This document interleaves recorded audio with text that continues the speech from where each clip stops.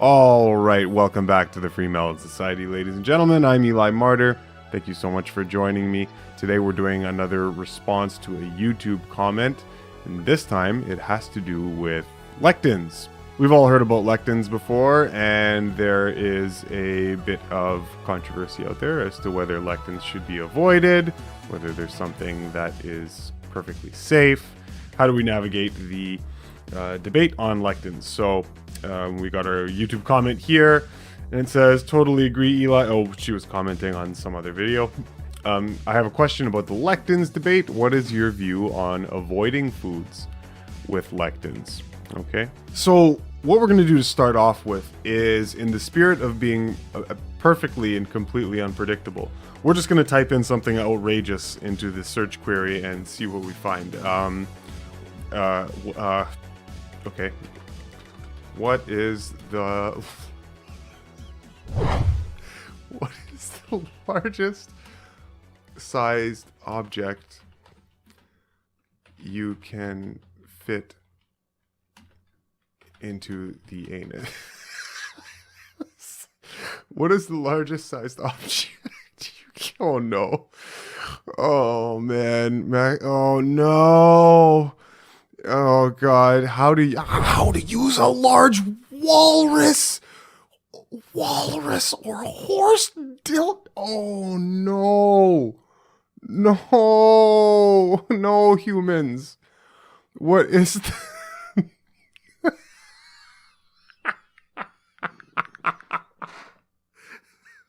Oh my god. How much can I fit up my... Oh, come on. Oh, how big is the largest... Oh, my God. Maximum anal... Okay, all right. I'm just... Oh, man. How to safely stretch your...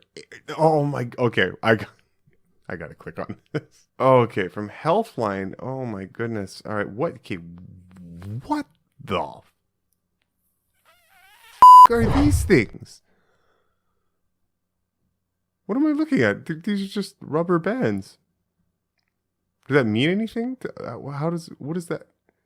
You're gonna have to excuse my illiteracy with these types of below the belt matters. If this is a tool of some sort, I have no idea how you would use that. Okay, guys, I don't know why I'm doing this. I'm just purely amusing myself. Gosh, sure. All right. What's the point? Your your anus is full of sensitive nerve endings that make anal play. Yeah, you know what? Nah. Let's just back out of this. There's some things that that I honestly just don't need to know. And I think this is one of them. Okay, let's get back to lectins. So here's the thing about lectins, and this is just a personal thing, but in the last several months, I've really kind of tried to recognize what you actually know and what you just assume, right? And what you can't corroborate. And it's a really interesting thing once you go down that rabbit hole, because the truth is we don't really know as much as we think we do, especially when it comes to the biomolecular world and the whole process of histology. It's suspect. I mean, so with lectins, basically what I'm saying is, yes, in answering this question, we could just go down the regular biomolecular information and give you what is purported to be the case about lectins and how they are protective plant proteins. Okay, so lectins are proteins. They're protective plant proteins. This is apparently in the literature. These lectins are proteins that can bind to sugars or carbohydrates and in your body, and that can cause problems. Okay, it can cause serious problems. It can cause coagulation of the blood, digestive troubles, all sorts of interesting things. But here's the funny thing. So I find myself thinking, okay, well, lectins, all right? How big is a lectin? What is it that a biomolecular scientist is actually seeing visually to come to the determination that lectins do all the things that they do. All right. How do you see a lectin? So if I'm asking that question, lectins being proteins, I want to know how you see a protein, right? What does a protein look like? And what you find is that usually what you need to be able to visualize proteins is an electron microscope, as far as I know. And again, I could be way out of date with what is contemporary in histology. Histology meaning like the study of microscopes. But from what I've seen, you need an electron microscope to be able to see proteins, okay? Transmission electron microscopy, method to visualize and analyze membrane and interacting proteins by transmission electron microscopy, right? So you need some sort of electron microscope to be able to see proteins. And the problem with that is you need to be examining dead material. Like you can't examine a living thing in an electron microscope. I don't know if people know that. Anytime you look at something under an electron microscope, it can't be alive. What they've had to do is they've had to extract it. They've had to blend it, freeze it, dehydrate it, stain it with chemicals and dyes so that they can see the thing when it's blasted by a bazillion electrons, by an electron beam, and then you get an image. Now, all of that, you would imagine, changes the behavior of the thing that you're studying when it's no longer at all in the same environment that it is when it's in the organism itself, right? My point is, if we're talking about lectins, whatever the lectin protein is, I can guarantee you that it is behaving in a completely different way, either in your body or in the thing itself, as opposed to when it's being studied under an electron microscope, where the thing has to be completely destroyed before you can even come close to examining it, right? So we don't have a good method of examining super, super, super small elements in their living live state. As far as I know, I could be wrong about this. And so for people that know a lot better than I do, then yeah, leave your comments below. I'll digress here for just a second. Usually when two people are interested in one another, okay? Some guy, some girl, they want to know more about each other. So what do? What would be the logical way that two people would go about doing that? Is they would spend time with each other, right? Spend time with each other, doing some fun things or doing anything that they both feel like doing. And in the process of doing an activity, spending time with one another, they get to know each other. They get to know each other's characters. They speak with each other. They interact with each other. Maybe in my case, they're playing dodgeball with pineapples together. Whatever it is that you do to get to know someone. So the interesting thing is, if you're a scientist, however, that's not how a scientist would get to know somebody else. See, what a scientist would do if a scientist were interested in someone else is, first of all, arrange to meet somewhere, okay? And upon meeting them, what the scientist would do is, when they're not looking, take out a syringe from his back pocket or her back pocket and immediately plunge it into the neck of the unsuspecting victim and inject a whole host of chemicals that cause death within seconds.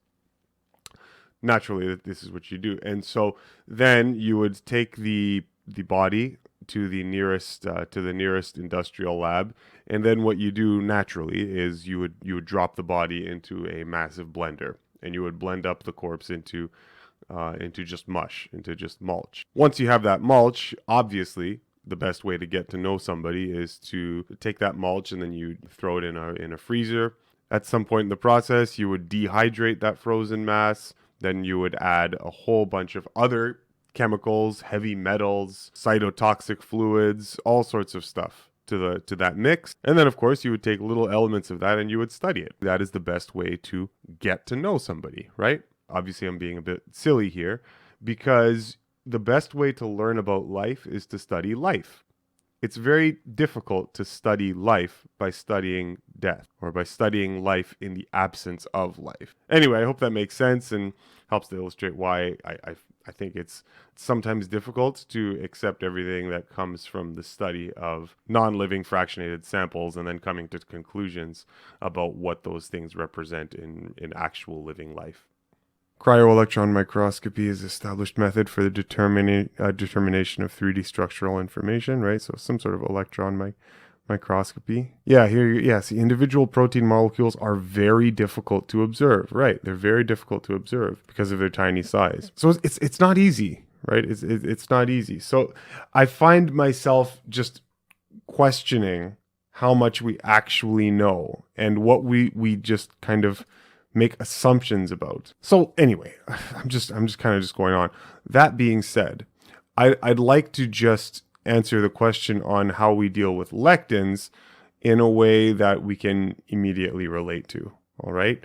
Now, if we look at some of the high lectin foods, or a list of foods that contain lots of lectins, as we're told, 50 foods that are high in lectins, right? So let's take a look at some of the foods that are high in lectins. It's not just a coincidence that the 8 most common food allergens are protein rich. Okay, milk, protein rich, so that's a clue. Milk, eggs, fish, crustaceans, tree nuts, peanuts, wheat, soybeans. All these high protein foods are the ones that contain high degrees of lectins. Okay, so that's interesting. What are lectins? Lectins are defense mechanisms which all life forms appear to have. Essentially, they are a low-level toxin.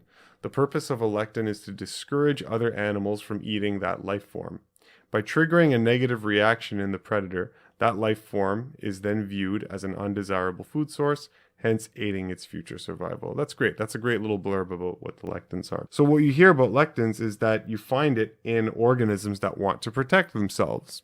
The funny thing is that lectins are found in almost everything. Okay, so here, let's just get straight to the point here. Lectins are found in virtually everything. Lectins are found in animal products, animal tissues, all organic living things, bacteria. You can find them in bacteria, and they're also in many, many, many different types of plants.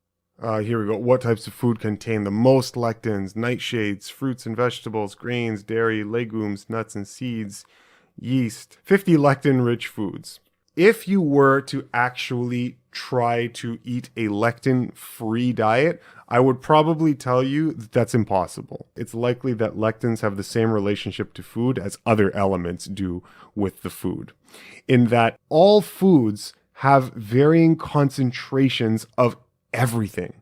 Protein is in everything. Fat is in everything. The whole mineral profile, the vitamin profile, like you find it in virtually everything, but it's the concentrations that widely vary. Some of those concentrations might be so small that we don't detect them, or they're just negligible, but they're probably there. Protein, for example, we know that high protein foods are pathogenic, but protein is in a watermelon just as much as it's in a slab of beef on the barbecue. It's going to go the same for lectins. Lectins seem to be just in just about everything, but it's the concentrations that might vary among different foods. And what we're looking for, I guess, is we would look for patterns in foods that would be acceptable to your biology and physiology, and see what the patterns are with the lectin content. So, okay, here, let's take a look here. Avocado, bananas, barley, California crab, carrot, chickpea, coconut crab, corn, eggplant, elderberry, fava beans, garlic, gourd, jackfruit, kidney bean, leek, lentil, lobster, mango, milk, mung beans, mushrooms, oats, onions, peas, peanuts, potatoes, pumpkin, rice, rye, salmon, sesame, shallot, soybeans, squash, sweet potatoes, sweet peas, tomato, beans, wheat germ, wheat. There's a lot here. Okay, there's a lot here. Now there are other lists. You can find lists of 400 foods with high lectins. Where does it end? Okay, the point is, if you were to actually try to find a lectin-free diet, you probably would not be able to eat much. Okay, so this is obviously a long list of foods, but okay, well that's just one site. What if we go to Dr. Gundry's actual website and we take a look at what he says there? Okay, and if you go through his website, you'll find like there are a bunch of things that you apparently can eat. But here's the thing, this is where it starts to get a little bit confusing, right? Over here we've got the foods to eat list, so his yes list, and like you just find conflicting information. So we've got garlic and onion as vegetables that are under the yes list.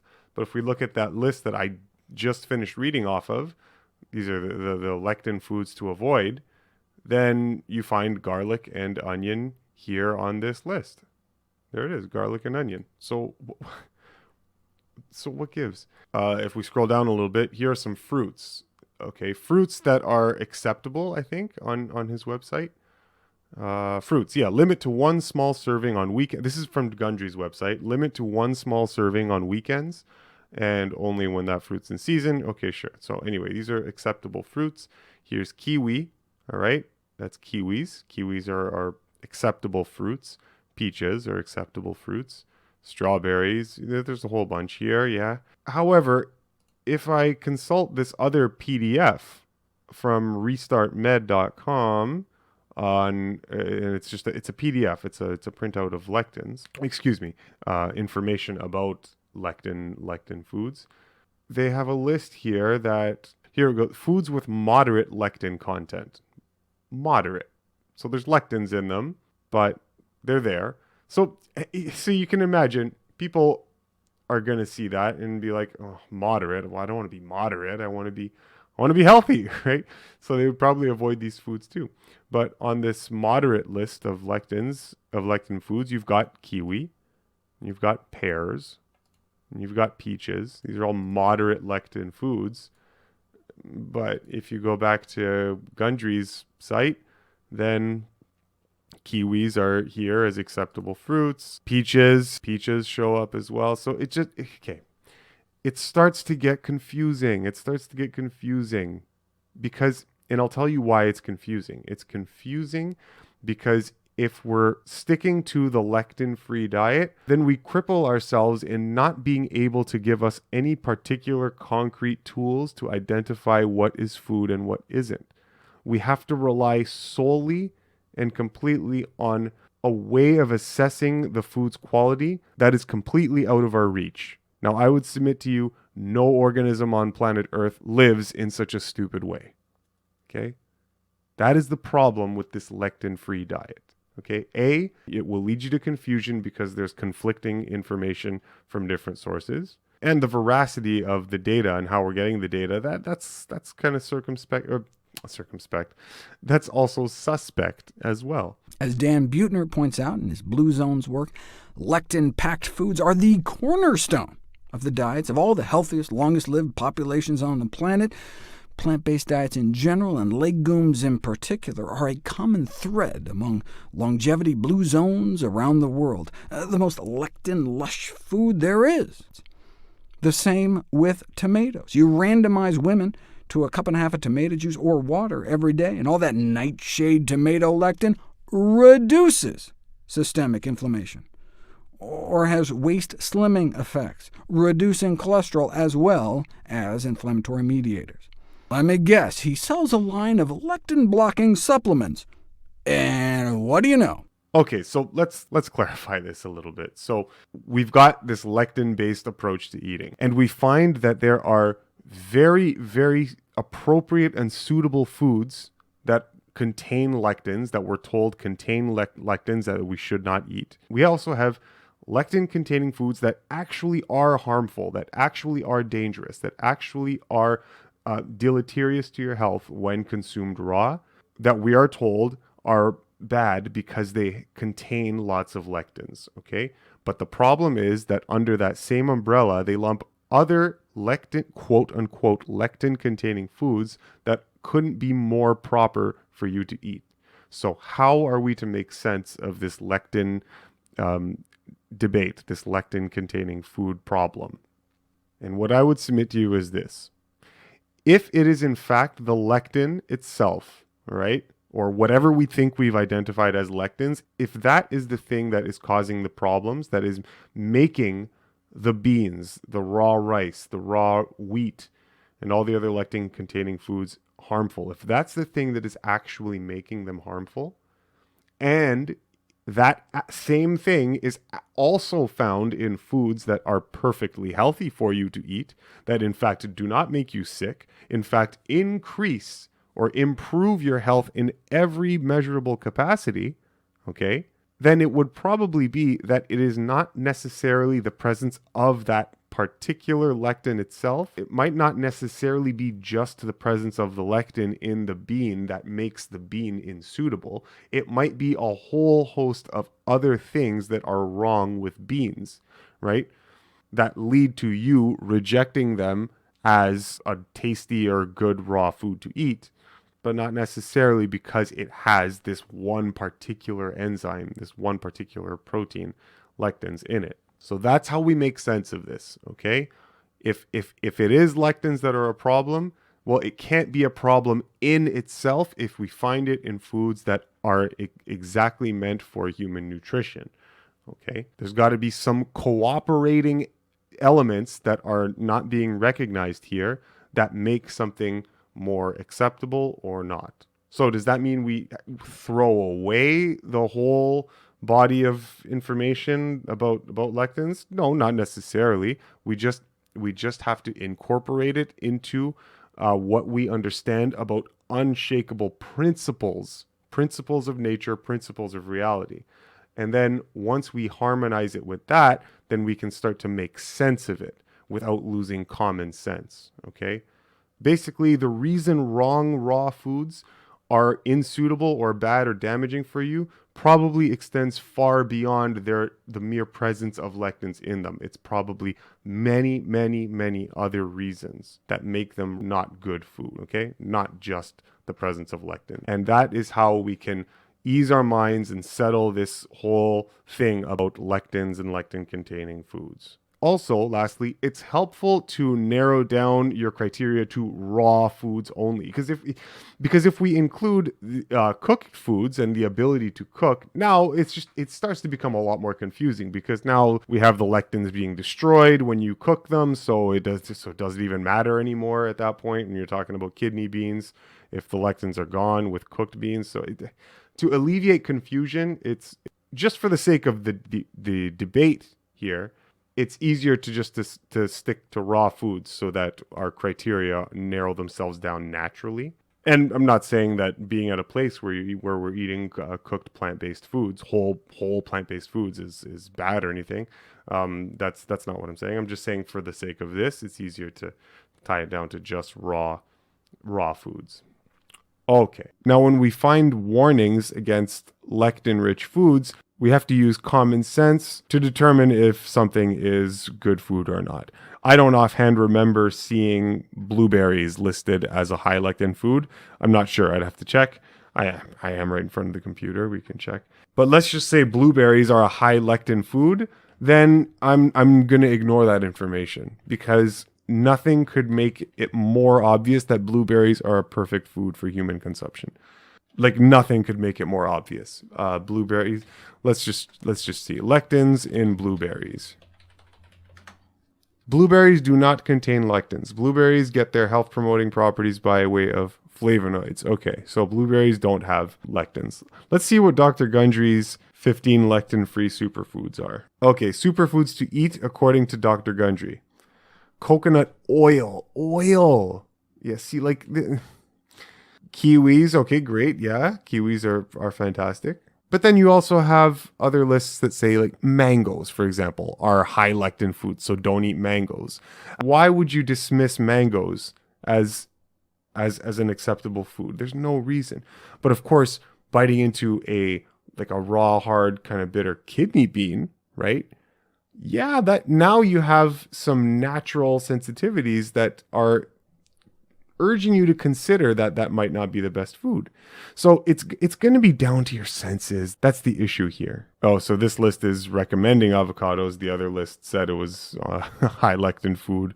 Avoid avocados. If you rely on the science, you're just going to get the crap confused out of you. Which is why, surprise, surprise, everybody is so confused about diet, because we're approaching diet from this microscopic, myopic view, right? Where we scrutinize to such a small and precise degree that we don't even know what we're looking at anymore. So, yeah, to answer your question, no, you shouldn't worry about eating a lectin-free diet, because that would entail eliminating food completely, basically. And we've got a video of some microscopy going on right here in front of us.